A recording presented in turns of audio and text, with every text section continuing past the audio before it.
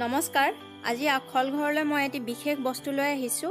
আপোনালোকে সকলোৱে জানে চাগে অসমীয়া খাদ্য সম্ভাৰত পোক পতংগই এটি বিশেষ স্থান দখল কৰি আহিছে। সেইবোৰৰ ভিতৰত এৰী লেটা, মুগা লেটা, আমলৰি টোপ, বৰলৰ টোপ ইত্যাদি। আজি মই আখল ঘৰত বৰলৰ টোপ বনাবলৈ লৈছোঁ। আপোনালোকে নিশ্চয় ভিডিঅ'টো দেখি গম পাইছেই। এই টোপকেইটা মোক ওচৰত থকা মোৰ মামাই দি থৈ গৈছে। বহুত বেছি টোপ নহয়, তথাপিও ভাবিলোঁ ৰেচিপিটো আপোনালোকৰ আগত দেখাওঁ। সেইবাবে ভিডিঅ'টো বনাওঁ বুলি ল'লোঁ। আপোনালোকৰ আগত ভিডিঅ'টো দাঙি ধৰিছোঁ। ভিডিঅ'টো চাই যদি ভাল পালে তেতিয়াহ'লে লাইক কৰিব, শ্বেয়াৰ কৰিব, ছাবস্ক্ৰাইব কৰিব। আহক এতিয়া চাওঁ কেনেকৈনো এই টোপকেইটা মই তৈয়াৰ কৰিছোঁ।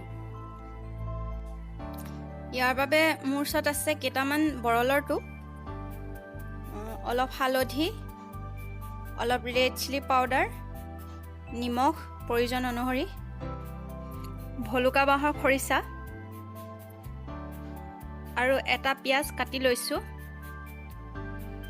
লগতে জলকীয়া লৈছোঁ।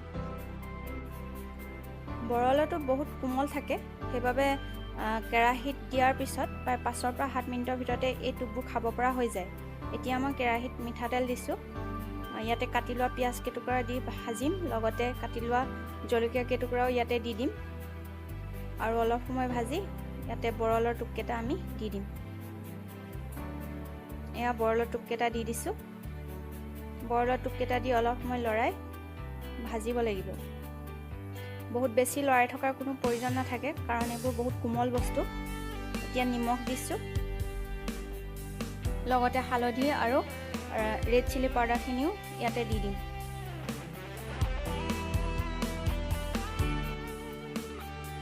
এতিয়া হেতাৰে মাজে মাজে লৰাই থাকিব লাগিব। লৰাই প্ৰায় 3 মিনিটমান ভাজিব লাগিব।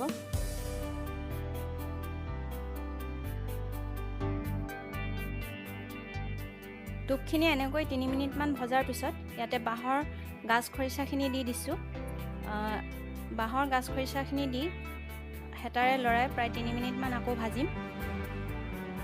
3-4 মিনিটমান ভজাৰ পিছতে এই টোপখিনি খাব পৰা হ'ব। আমি তেতিয়া কেৰাহীখন জুইৰ পৰা নমাই ল'ম। এই বস্তুবোৰ সকলোৰে খাদ্যত গ্ৰহণযোগ্য নহ'বও পাৰে। যি খাইছে ইয়াৰ টেষ্ট জানেই, যি নাই খোৱা তেওঁলোককো মই এবাৰ খাই চাবলৈ কওঁ, কাৰণ বিয়াৰ গিলক কোনে নাজানে। তেওঁৰ প্ৰগ্ৰামৰ পৰা কোনোবাই যদি অনুপ্ৰেৰণা পাইছে তেতিয়াহ'লে এবাৰ ট্ৰাই কৰি চোৱাত আপত্তি থাকিব নালাগে। তাতে বিয়াৰ গিলৰ যিখন খাদ্যৰ তালিকা, তাত থকা বহুতবোৰ বস্তুতকৈ বৰলৰ টোপটো বহুতেই উন্নত, নহয় জানো?